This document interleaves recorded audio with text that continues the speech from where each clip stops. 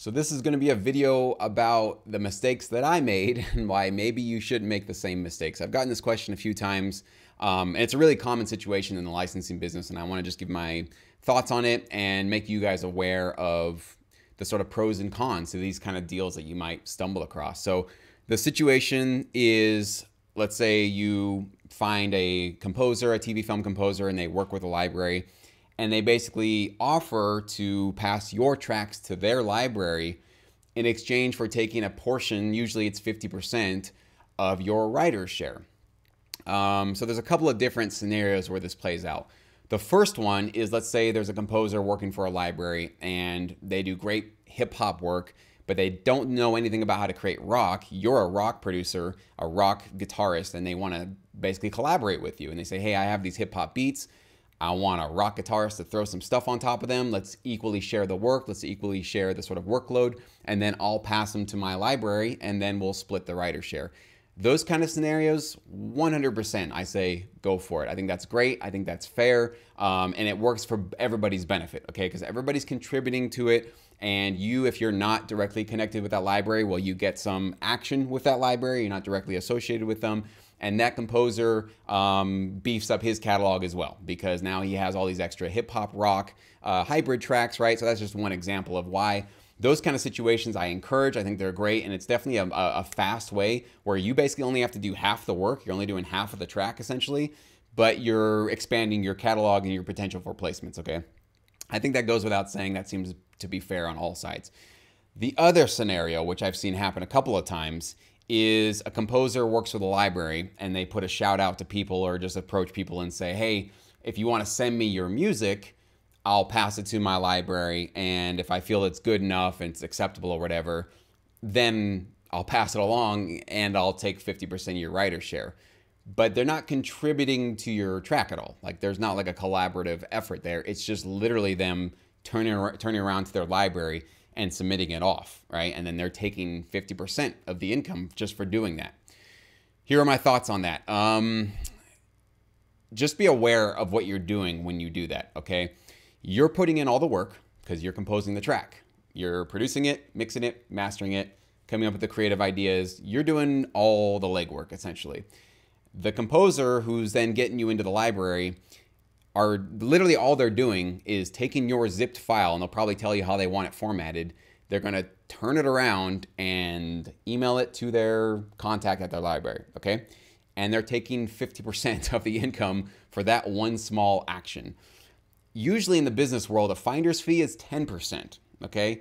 So if somebody's literally just taking your tracks and passing it to somebody to be placed, 10% seems to be more reasonable for what they should be taking for that kind of effort, because there's not much involved there. It's just literally, hey, cool tracks. Let me just throw it over here, okay? They're not really actually creating and contributing to the creative effort.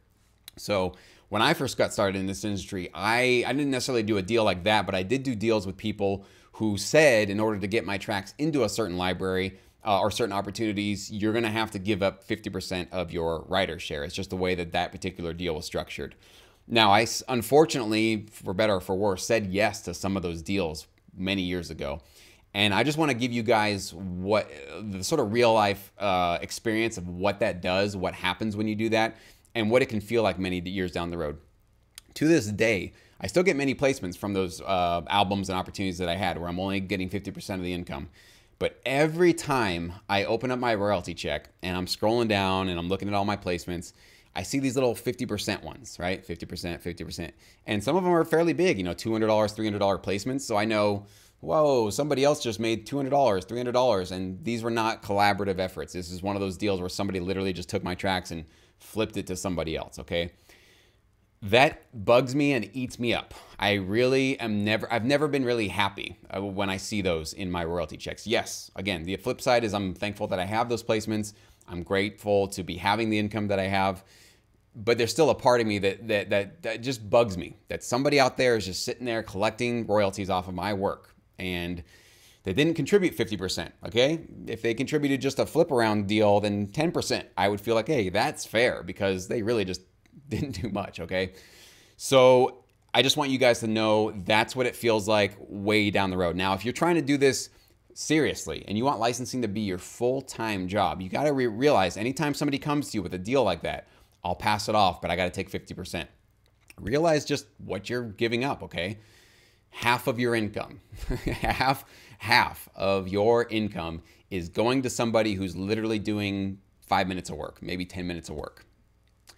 If you're cool with that, if you're that desperate and you feel like that's the only way for you to get into this industry, just know that that's the price you're paying. You're paying 50% of your income to do that. That's usually more for somebody who, let's say you're not really interested in doing this full time. You kind of think, oh, it'd be cool to kind of get some placements here and there, but I really don't want to reach out and develop personal relationships, and I don't want this to be an ongoing thing for my career. That might make more sense for you, okay? But for those of you that are seriously thinking that this is going to be your full-time job, I can tell you that that's not the path to do it, okay? You need to, and why I've always harped on you guys on doing this, get direct relationships with libraries directly, okay? So that you don't have to even worry about the 50% or even the 10% finder's fee. There are plenty of libraries out there that are hungry to sign directly with producers like you, okay? You don't have to feel like your only way into this industry is through a composer who's kind of giving you this deal like that, okay? So I wanted to give you guys the sort of lowdown on how I feel about those things. And that's why everything that I teach you guys, all the knowledge, all the services, Sync Edge, Sync Academy, all that stuff is all gearing you guys towards getting your own relationships and delivering licensable music to those companies. I'm not taking a percentage of anything from you guys. No publishing, no writers, nothing, okay? It's not my business to be taking any back-end publishing or writer share on your music if you created it. If I collaborate with somebody and we equally share on the workload, sure, let's split it up 50-50. But if I'm not doing anything with your music, I'm not touching anything, why should I be entitled to any portion of your back-end money? That's your income. That's your bread and butter. You need to seriously guard your writer share as if it were your paycheck from your current employer, whoever you're making your money with. Imagine somebody comes to you and says, hey, I'll do this for you, but you got to give me 50% of your next check. You better have a lot of good reasons, like incredible, awesome, unbelievable reasons why you would be giving up half of your paycheck to somebody else who's not doing the same amount of work as you, okay? So I wanted to let you guys know about that. There are plenty of hungry or available music libraries out there that are open to working with people directly who will offer you not only that 100% writer share, but potentially consideration fees and sync fees. So that's a lot of upfront money.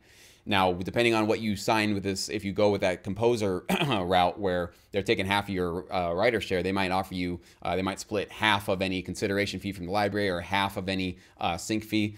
So again, you're cutting everything down. You're making things smaller and smaller and smaller. And I'm just telling you that's not necessary. You don't have to do it that way. You can go directly to libraries. You can absolutely develop your own personal relationships. It happens. I get these success stories from my students like literally almost every day now. It's getting to the point where it's ridiculous, but definitely consistently every week I get students that are saying they just got signed with a contract with the library. They're now submitting regularly to a company, okay? I have real world examples. You guys have probably seen a lot of the testimonials from students of mine who have gotten these contracts and they're now working, okay?